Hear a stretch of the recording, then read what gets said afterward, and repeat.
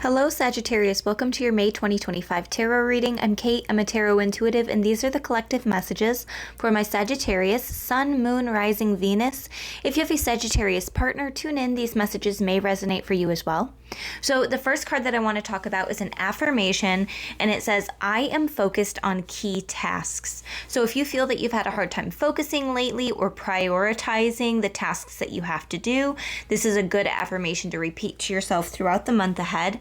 So I want to know in the comments, who in here that is watching has either ADHD, you're struggling to focus, or maybe you're getting the urge to accomplish a lot of tasks. Maybe you're really in spring cleaning mode. So if any of those things relate to you in your life, definitely leave that in the comments. The back of the card says, you are a master of time management. By remaining focused on key tasks, you are able to accomplish goals and reach peak productivity. Work through your day with the intention to be productive and efficient.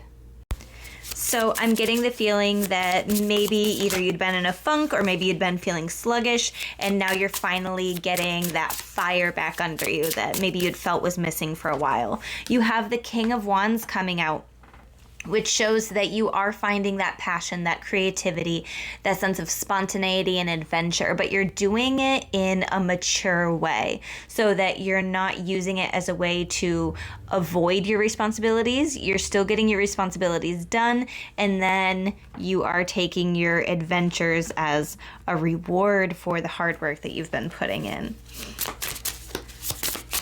Let's see what else is coming through. What other important key events are coming up in the month of May for Sagittarius? Okay, we have a few cards falling out here. We have the Hermit card. So I feel like I'm hearing coming out of hermit mode though. Some of you, I'm actually hearing that some of you might be deciding to take a staycation this year instead of traveling.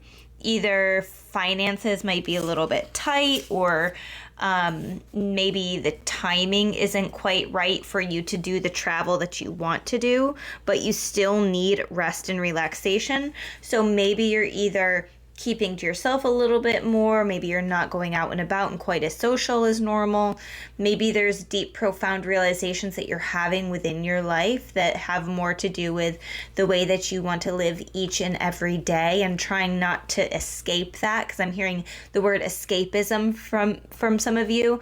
And that could be why there's that desire to like just get away, is because maybe there's something about your home or your home life that has you feeling like you want to retreat.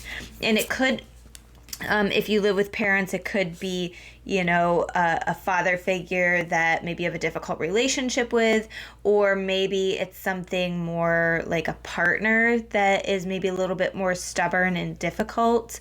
Maybe they have a hard time connecting with you emotionally because they're more focused on themselves. Maybe they feel like more of a dictator than a partner.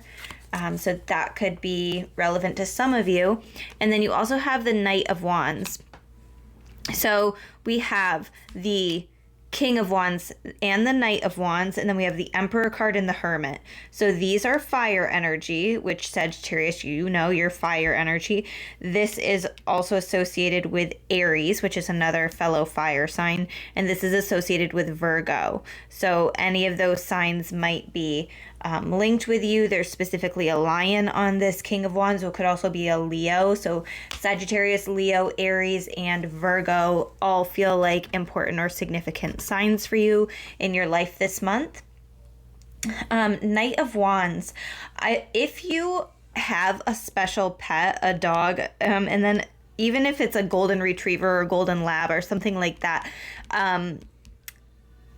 this specifically might be for you, in that spending quality time with your pet or taking them on a special walk or hike or special adventure. Maybe you are traveling with your pet this month. That could be relevant for you.